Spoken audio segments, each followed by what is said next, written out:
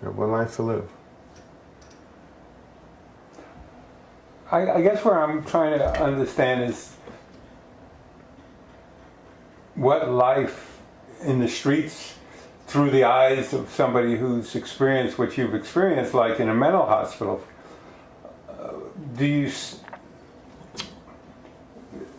know, does your radar come up? Can you easily spot people who are on the edge, people who are off their meds, people who should be on meds, people who are... That's probably the gift and curse of this whole thing. Is that it's almost like after those 20 years, I've earned my doctorate. I can spot them. I can spot them. You can just tell when somebody's off, or when somebody. And I discovered it's just about everybody. It's just about everybody. Everybody's diagnosable. Even the undiagnosed. How much more do you want me to say? Everybody's diagnosable.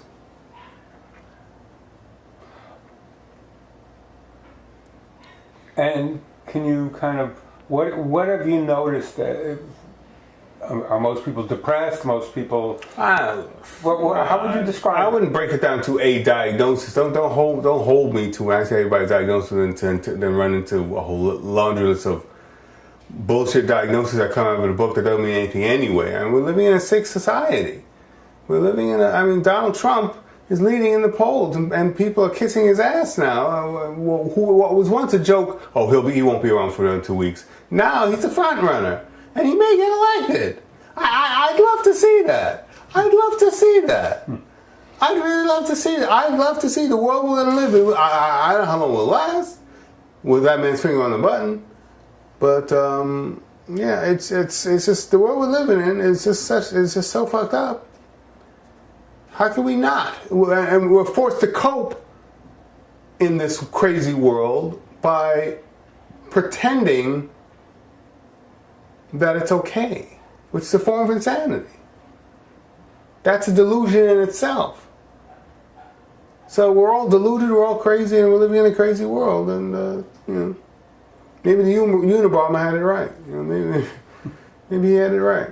But what did he have? What did he say, the Unabomber? No, just questioning authority, questioning government, questioning the status quo. Okay, I wouldn't set off bombs, but I'm just saying his manifesto made sense. He took it a little too extreme, but in desperate times, call for desperate measures, and he thought it was time to start blowing shit up. And he's not the only one.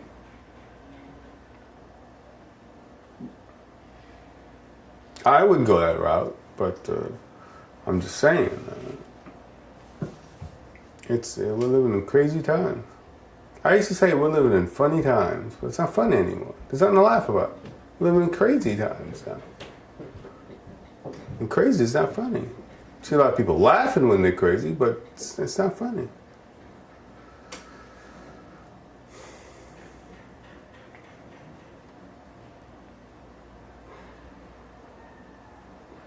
So I remember having a conversation with you saying that before you got out, saying, I wonder if someday you're going to look at the mental hospital, the insane asylum, quote unquote, as maybe the sanest place than on the streets. Have you come to any thoughts on that?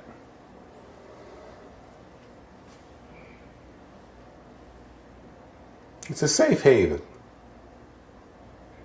run by bullies and dullards and brutes. But it's a safe haven. It's a place where you can be with other people who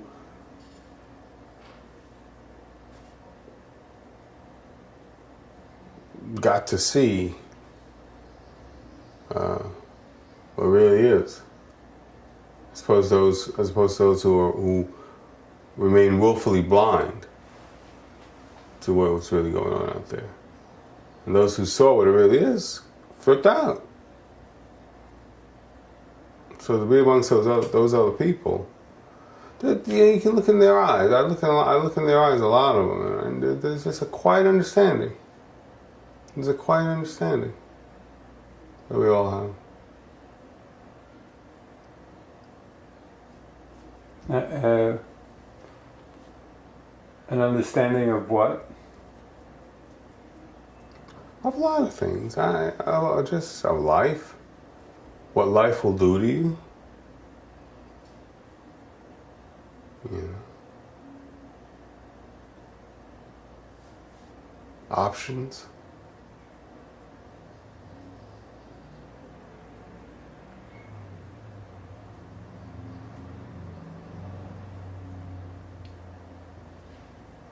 So what's it like being around other people who have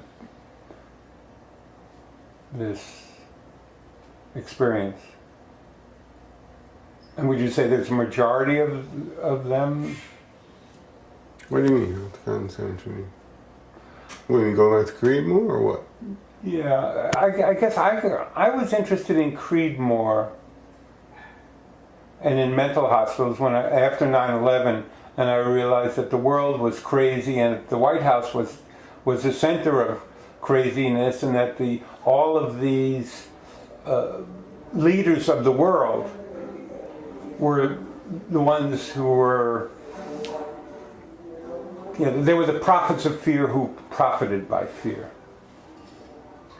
And that the world was crazy because of our leadership, among other things. And so I said, well, what's the craziest place you could find? Is a mental hospital. And so I went to a mental hospital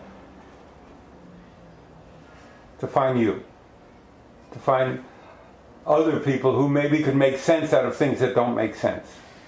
Because obviously, our leaders are just playing follow the leader and doing the same revolving door, the same things over and over again. So I was looking for some insights, and I figured, well, maybe I would get insights from people who have experienced something that maybe I tightrope walked on. That make any sense? Yeah. And you're just telling me that there's some calmness in people on the ward. I don't say on the ward, just people who've suffered, people who've been through a mental break. There's a quiet understanding.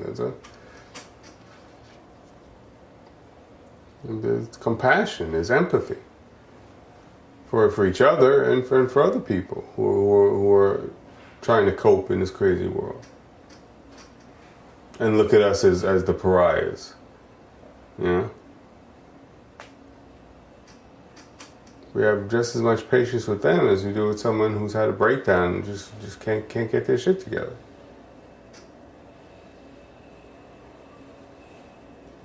Have you seen any threads in people who were diagnosed that are... let me ask you that first. Have you seen any threads in people that are diagnosed? Threads in terms of and have been hospitalized. What was the defining experiences or moments or... Everybody has a defining experience. Everyone has defining experiences in life. And mental illness is just another part of a certain segment of population's life, and there is a defining moment. It's not. Well, at one point in time, and maybe you still do. Everybody's different. Your first sexual experience is different from my first sexual experience. That's a defining moment. Your first car is different from my first car. Your first apartment is different from my first apartment. Well, it's still our first apartment, but they're all different experiences. So.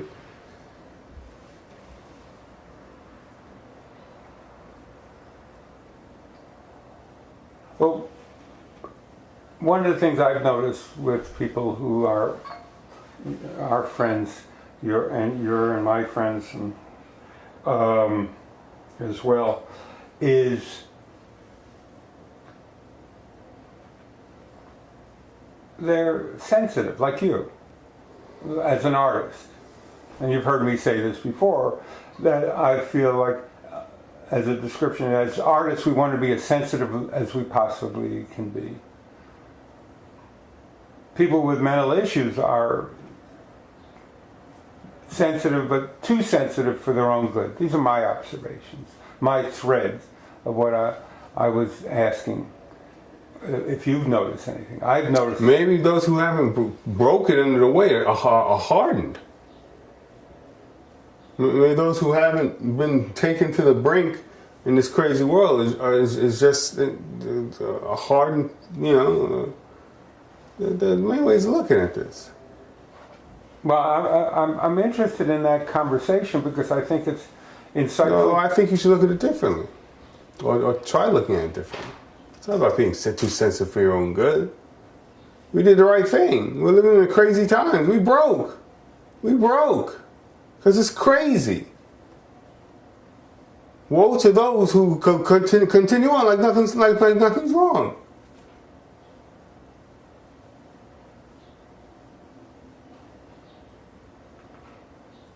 Watching the same TV shows, buying the same Coca-Cola, buying the same cola, buying the same sneakers, buying the new device. You know, as if everything's okay.